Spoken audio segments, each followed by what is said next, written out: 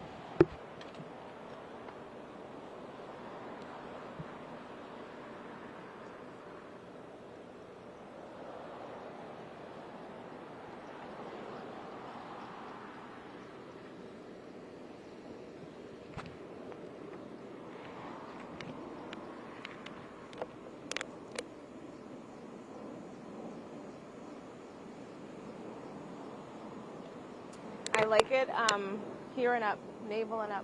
Okay. Thank you.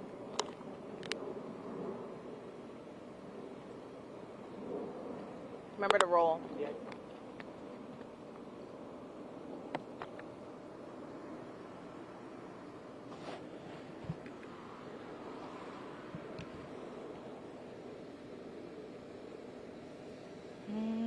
Mom's wife, Mom to Coffle.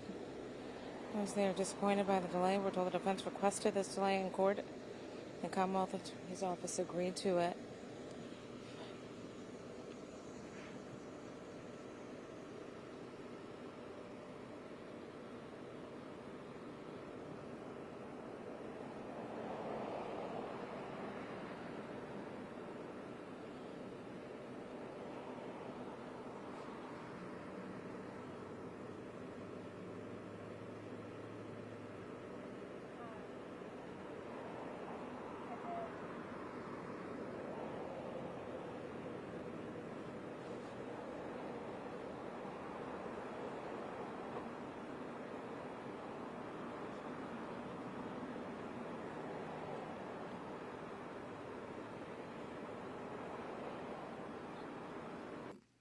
Shon Robert Hopwood, 50, of the district, has been found guilty of 10 out of 11 counts of assault and related charges in a domestic violence charged incidents, plural.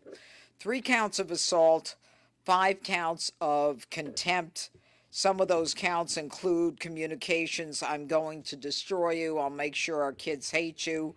He required that his wife use burner phones as part of his effort to evade accountability. There are 2 counts of obstruction where the wife was commanded to leave the jurisdiction so that she not appear for a first trial that was scheduled in June of 2024. She was required to leave the jurisdiction along with her minor children, one of whom was considered a material witness in the crime. It ended up that she stay, as he dictated, with a friend of his from Kentucky. This is a friend that he met when he was in state's prison as part of a 11-year federal sentence for armed bank robbery. His friend was a former mate from that prison. And his friend is the one who housed his wife and the children. And she and the children were found only after Tennessee highway authorities had issued an alert to locate her, and she was brought back to the jurisdiction. He continued in his abuse of this victim, and he continued to assault her. And yes, Shon Hopwood is a second felony offender. He is an individual who is parading around as a prison reform activist, a batterer who left his handprints on his wife's face and the mother of his children, a batterer who left his wife with a black eye, a batterer who caused his wife to have a chipped tooth, and a batterer who broke his wife's finger. And when the MPD were asked to do a wellness check, he lied and told the police that she was at a concert in Maryland. His children were required to tell the police the same thing. But, kudos to the MPD who insisted on checking things around the house and found his wife bruised and beaten in an almost catatonic state, hiding from her husband. Now, ironically, Hopwood is on the faculty of Georgetown Law School, where he teaches criminal law. And he was brought on to the faculty in a celebration of second chances.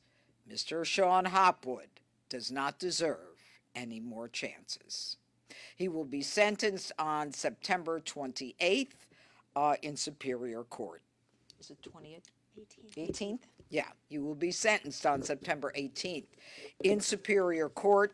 He faces a minimum of 5.5 years in prison. I'm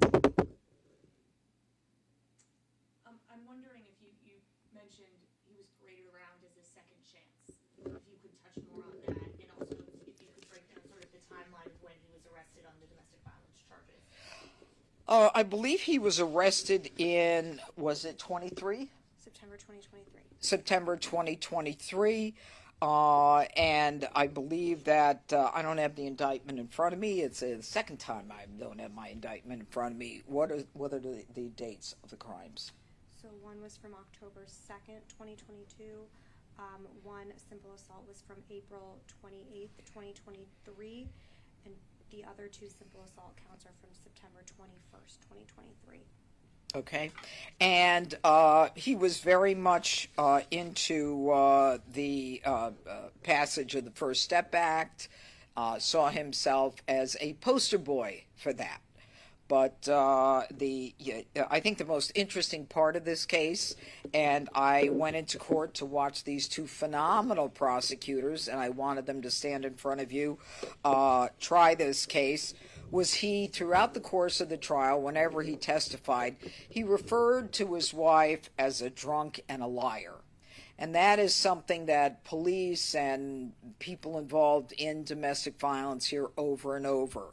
You know, it is the claim by an abuser who wants so much to quiet and silence his victim by saying that they're neurotic or that they have mental health issues or that they're drunk. The jury didn't buy it, and bless this jury for seeing through what was so obvious to so many of us. And we now have a victim who is an attorney, by the way, who now believes in herself, because the beatdown involves your starting not to even believe yourself as as being worthwhile.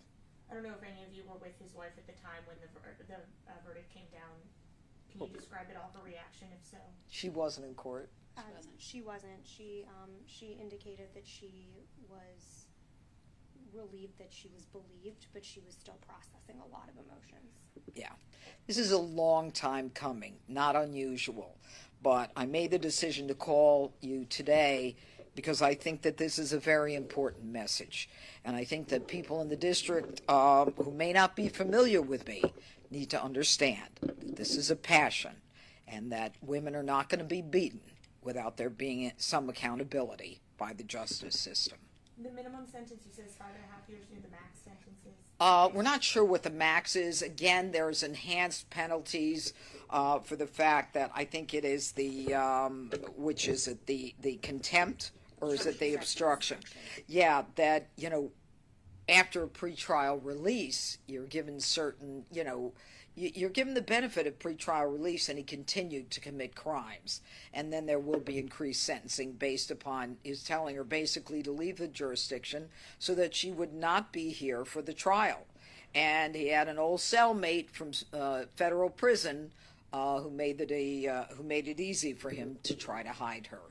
But he wasn't going to hide her from us. All right, everybody. Have a good weekend. Thank you for being here. Okay, bye. That's my phone. Let me see if it's focused. Where's my purse? Go ahead.